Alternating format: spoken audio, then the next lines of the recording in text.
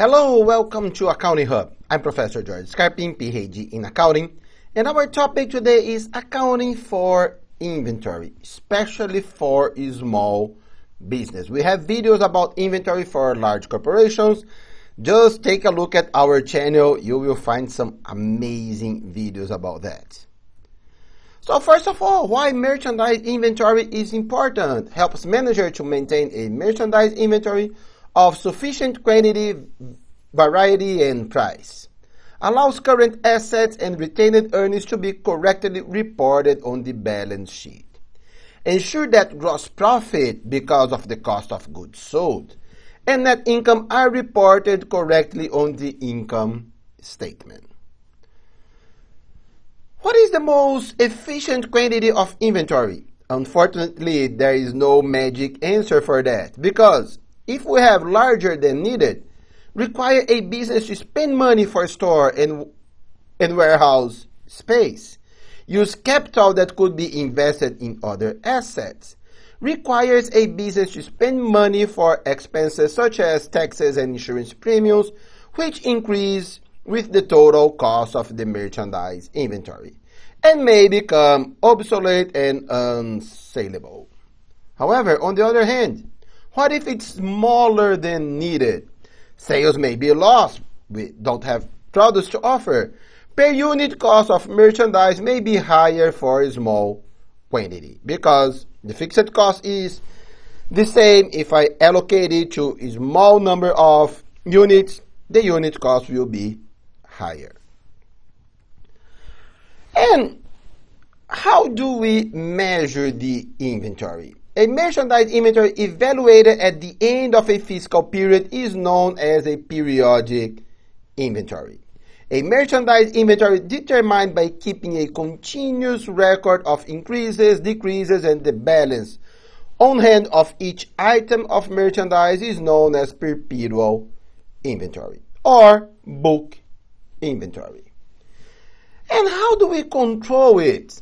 Inventory record, a form used during a physical inventory to record information about each item of merchandise on hand, is called an inventory record.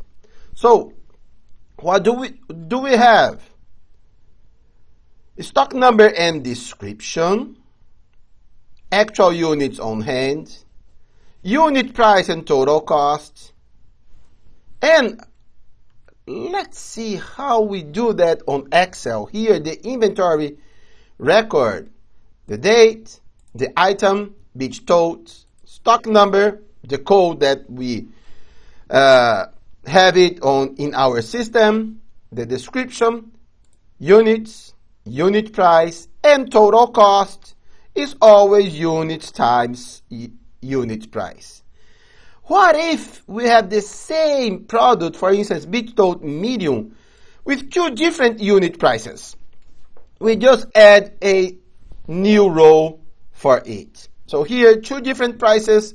So here, 4 items at 16.95, 10 items at 18.95.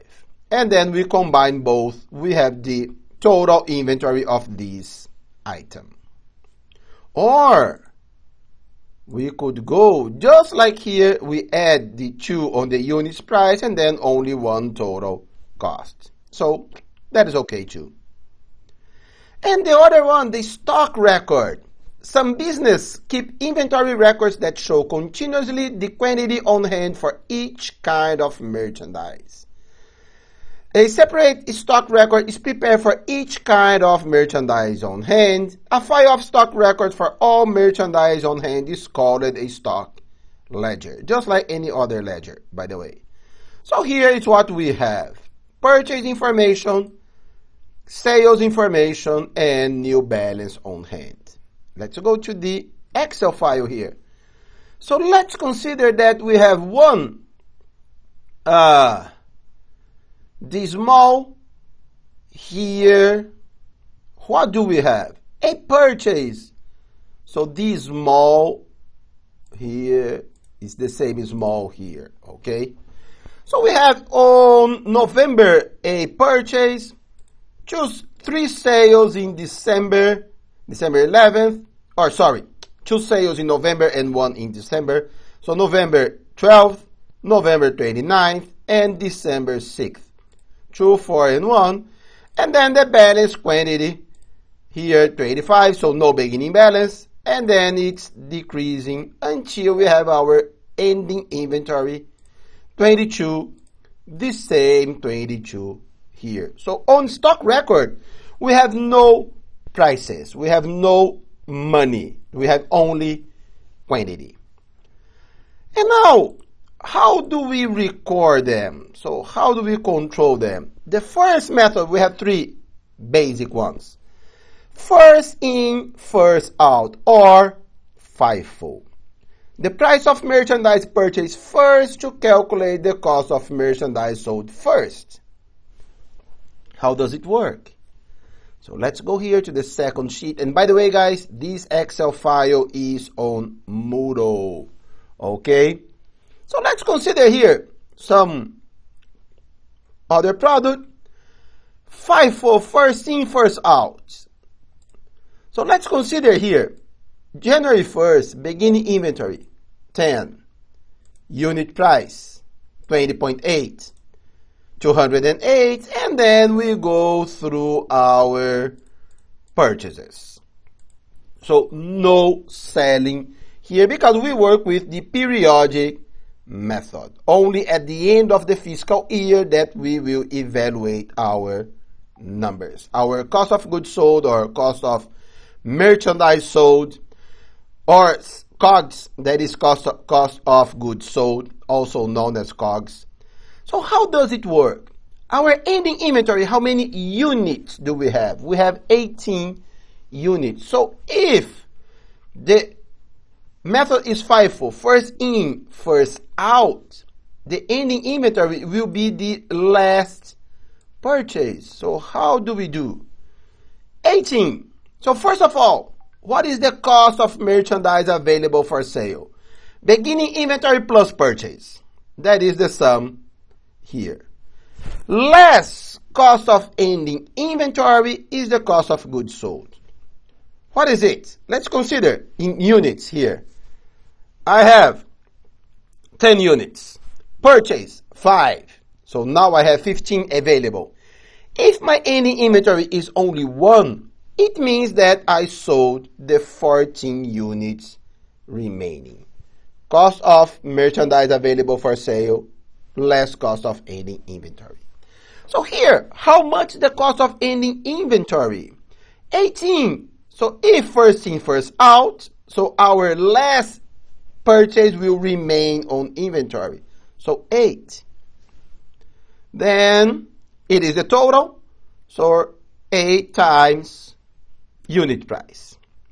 We still need it. So 12, but we need only 10.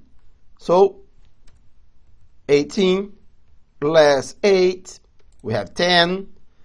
How much the cost of this 10? 10 times unit price, 234. Our FIFO cost, 422. So this is our ending inventory. So let's go on blue here, the ending inventory here. And the cost of merchandise sold or cost of goods sold, 698.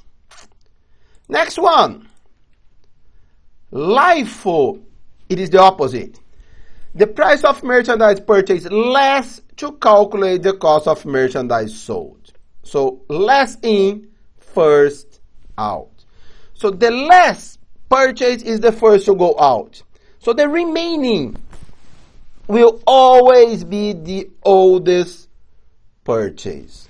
So it's called LIFO. So how does it work? So the same numbers here. However, what do we have? The same 18, but now our inventory will be the oldest purchase because our cost of merchandise sold will be the last purchase because this last purchase here is the first purchase to go out. So usually our beginning inventory will remain 18. Our beginning inventory is only 10, so we keep it in full. 208. Well, now we need 8 more, but our second purchase is only 6, so we keep it. And the cost will be 6 times unit price. Now the third one is 14. We don't need 14. How many do we need? Any inventory minus the sum, of the first 2. So all we need now is 2. How much the cost of these 2? 2 times 22.44. And then it will be here. So the same 18, because the units in inventory, doesn't matter how we measure it or how do we allocate the cost in dollars or any other currency on that. Our units will always be the same. 18 sodas, for instance. So 382, it is not the same number anymore. That's why we have different inventories, because the numbers are not the same. And the last one, the weight average. Weight average. Using the average cost of beginning inventory plus merchandise purchase during a fiscal period to calculate the cost of merchandise. So it's called weight average inventory costing method, or only average. The average unit price of the total inventory available is calculated, and then we use it to calculate both ending inventory and cost of merchandise sold. So, how does it work? Here, weight average, what do we have here? So, the tricky stuff here, and it will be on green, is how to find these average costs. Because our cost of merchandise available for sale, again, the same, because we are working with the same numbers. But how do we find the average costs? The total cost of merchandise available for sale, 1,120. How many units? By 50 units. So our average cost, we go here 20, 21, 22, 23, 23. The average cost is 22.4. The same here, completely coincidence here. Okay? So if we change this number, for instance, 22.25. Now it changes some numbers. 22.36, no number here anymore.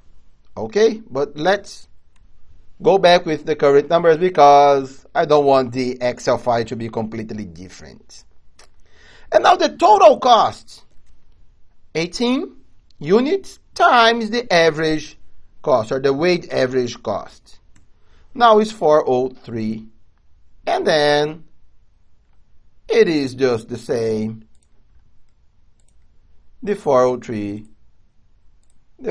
will be here. Okay, and then the summary here. So let's consider in period of rising prices. That is what we have and what we usually have in an economic system. Any inventory FIFO, I am only grabbing the numbers from here, okay? 422. LIFO 382, average 403. So average will always be the intermediate number. Cost of merchandise sold, FIFO 698, LIFO 737, and then the average 716. So the cost of inventory, the FIFO will be the highest, so the LIFO will be the lowest because the average will always be the intermediate. Cost of ending inventory, FIFO lowest, LIFO highest. So for instance, for tax, it is good to have a high cost of merchandise sold because the higher my cost, the lower my taxable income. So usually, small business, they work with LIFO because it is the highest number, so the lowest income tax. However, we need to double check our numbers with the market numbers. So what is it? So the price that must be paid to replace an asset is called the market value. Using the lower of cost or market price to calculate the cost of any merchandise inventory is called the lower of cost or market inventory costing method, or LCM. So what do we have here? We compare the cost, that is here, with the market value. And then we record the lowest one. So here we are recording the market one. So here, if we are working with FIFO, we would have a loss here, so another expense. But on LIFO, it is the cost, so nothing needed. The average is also the cost, the lowest number, so nothing needed as well. So here but this is not mandatory. Okay, so especially for a small business. For a larger corporation, it is mandatory, but not for a small business. So we can assign a new expense here if our cost is greater than our market value. Or if the prices are decreasing, then we would have this loss. Okay, guys, that's it. A little bit long, this video, so watch how many times you want and subscribe to our channel. It is very important to us, and you will be the first one to know when a new video arrives. So thank you so much. If you have questions or comments, leave it here or email me at jscarping@gmail.com. Have a very nice day and God bless you.